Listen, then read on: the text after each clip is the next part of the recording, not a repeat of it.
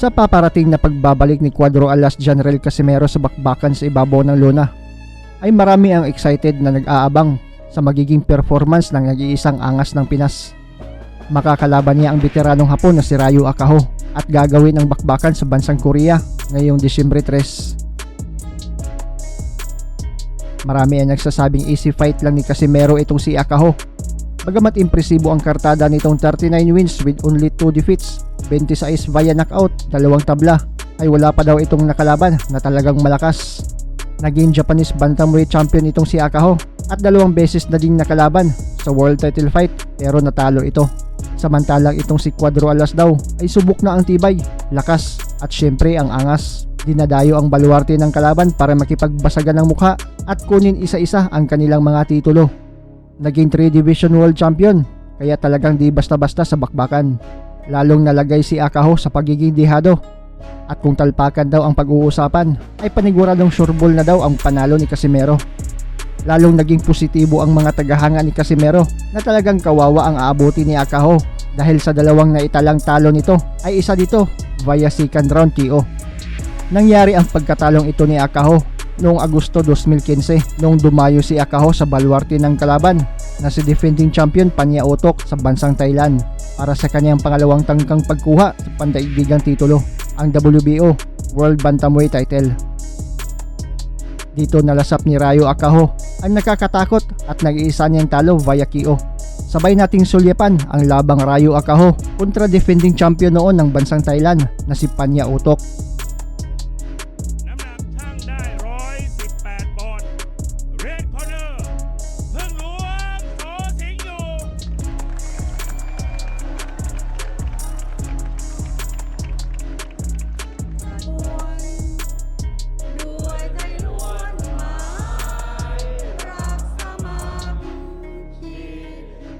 น้ำหนักช่างได้118 ปอนด์เท่ากัน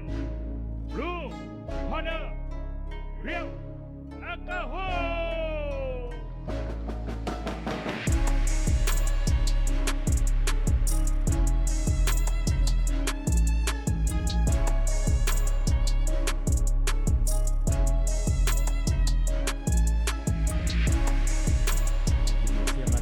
นี่ครับกรรมการระดับโลกนะครับโรเบิร์ตเบิร์ตนะครับ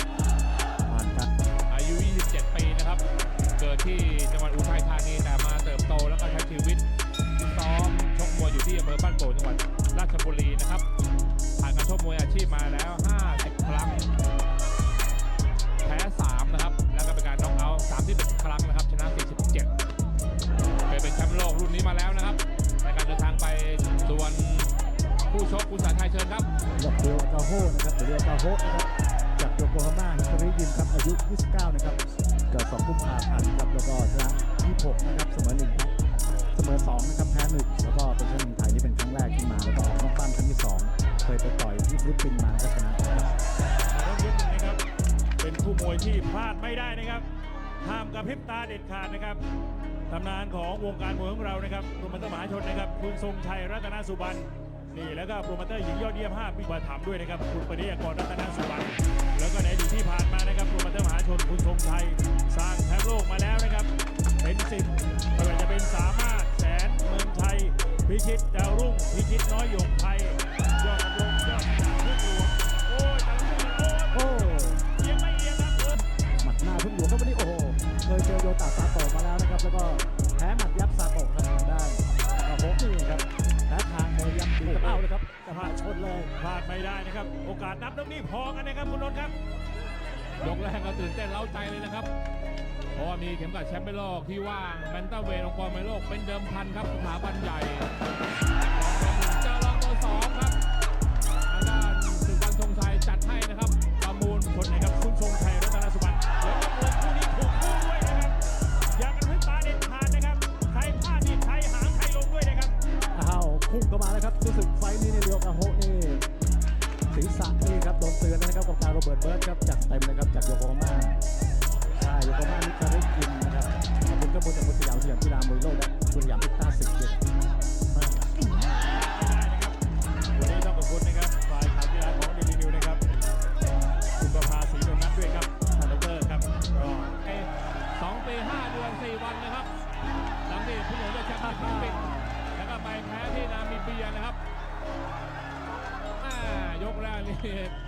มีหลายรสชาติครับหมดยกครับหมดยก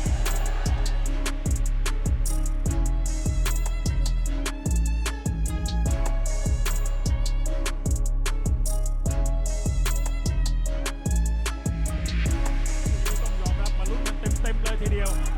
ผมเป็นมหาชนนะครับคุณทรงชัยเชิญเลยครับ ต้องยอมไม่ได้นะญี่ปุ่นตัวนี้หนักนะฮะคุกซ้ายก็หนักคุกขวาก็หนัก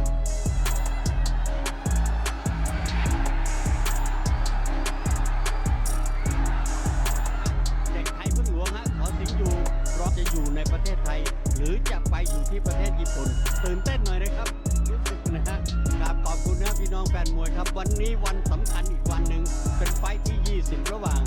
ญี่ปุ่นกับไทยที่แข่งขัน สันติชัยเชิญเลยครับ เอ้าแหมมันเลยครับตอนนี้โอ้ไซโชไปแล้วครับโอ้อากาโฮครับลงไปแล้วกรรมการเบิร์นนะครับโรเบิร์ตเบิร์น